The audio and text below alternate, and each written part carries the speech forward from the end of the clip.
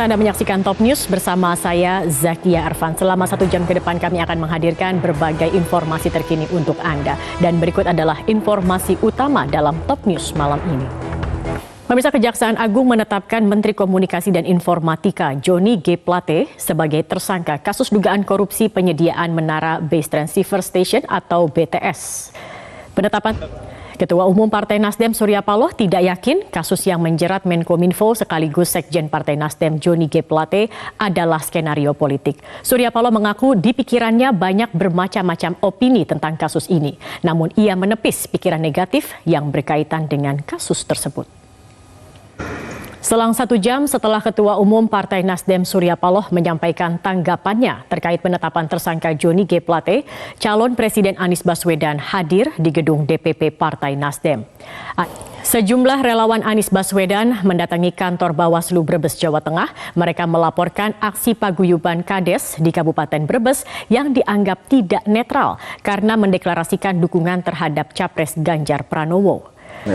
Ke informasi lain, pemirsa, polisi masih mengumpulkan alat bukti terkait kasus Bahar bin Smith yang mengaku ditembak orang tak dikenal di kawasan Kemang, Bogor.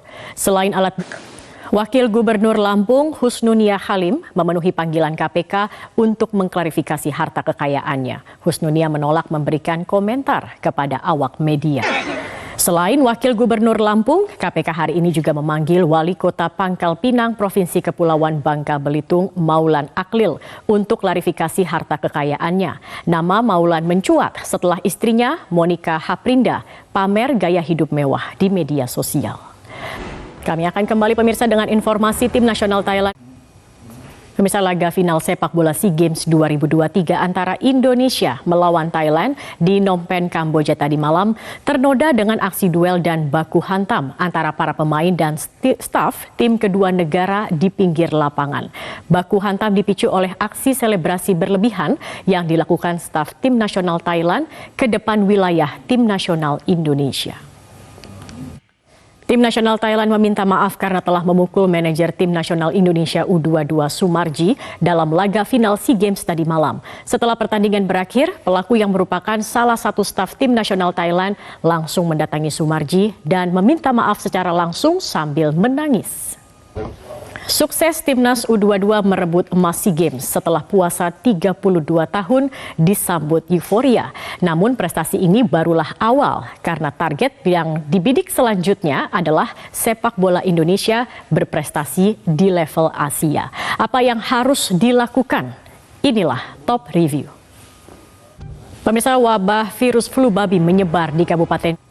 Pemirsa, wabah virus African Swine Fever atau ASF yang dikenal dengan nama flu babi menyebar di Kabupaten Goa, Sulawesi Selatan hingga mengakibatkan 25.000 ternak babi milik warga mati.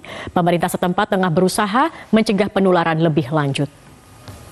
Beralih ke informasi lain, pemirsa, Ketua Umum Partai Kebangkitan Bangsa Muhaimin Iskandar atau yang akrab disapa Caimin melanjutkan safari politiknya dengan menemui Wakil Presiden RI ke-11 Budiono. Sebelumnya Caimin juga menemui Wakil Presiden Kiai Haji Ma'ruf Amin, Wakil Presiden ke-9 RI Hamzahas, juga Wakil Presiden ke-10 dan ke-12 RI Muhammad Yusuf Kala. Ketua Umum PKB Muhaimin Iskandar atau Caimin belakangan ini kian gencar keliling melakukan sowan ke sejumlah tokoh guna mendapat dukungan. Padahal berdasarkan hasil survei, elektabilitas Caimin masih di bawah Agus Harimurti Yudhoyono. Kita beralih ke informasi lain, pemirsa. Para penggemar Coldplay dari seluruh Indonesia hari ini memulai perebutan tiket konser Coldplay. Aksi perebutan atau yang biasa disebut war tiket ini dilakukan dengan berbagai persiapan. Banyaknya penggemar Coldplay yang tidak mendapatkan tiket membuat mereka berharap perpanjangan masa konser dari hanya 1 hari menjadi 2 hari. Akankah harapan itu terwujud?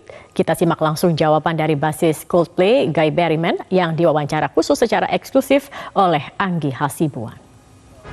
Kami akan kembali pemirsa dengan informasi lainnya di Pemirsa, sebagai negara dengan penduduk muslim terbesar dan pengalaman Indonesia dalam menangani dan memimpin agenda global, Indonesia ingin menjadi mitra ISDB yang lebih kuat untuk meningkatkan peran ISDB mewujudkan agenda reformasi dan melaksanakan mandatnya dalam membantu negara-negara anggota, terutama negara-negara anggota miskin dan rentan serta komunitas muslim di dunia. Pemirsa, usai jeda berikut ini kami akan kembali dengan informasi selang 1 jam setelah Ketua Umum Partai Nasdem Surya Paloh menyampaikan tanggapannya terkait penetapan tersangka Johnny G. Plate, calon Presiden Anies Baswedan hadir di gedung DPP Partai Nasdem. Hujan deras yang disertai badai membuat banjir serta longsor terjadi di wilayah Emilia-Romagna, Italia pada Selasa waktu setempat.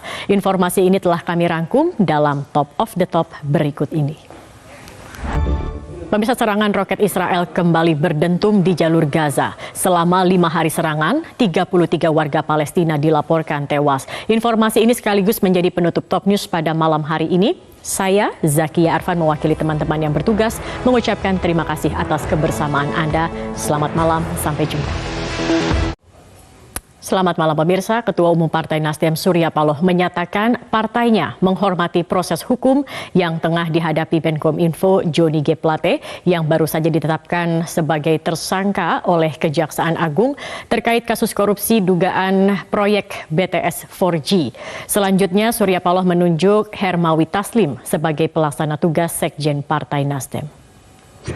Baik, pemirsa, pernyataan dari Ketua Umum Partai Nasdem Surya Paloh sebelumnya adalah mempersilahkan jaksa untuk memeriksa semua pihak di partainya jika diduga terkait dengan kasus dugaan korupsi yang menjerat Menkominfo Johnny G. Plate. Surya Paloh menambahkan pihaknya mendukung kasus ini diusut tuntas dan meminta tidak ada pihak yang diberi perlakuan khusus dalam penanganan kasus ini. Dan demikianlah headline news untuk saat ini pemirsa. Headline news berikutnya akan kami hadirkan 1 jam mendatang. Saya Zakia Arfan, tetap bersama kami, sesaat lagi program editorial malam akan hadir bersama rekan Fitri Megantara.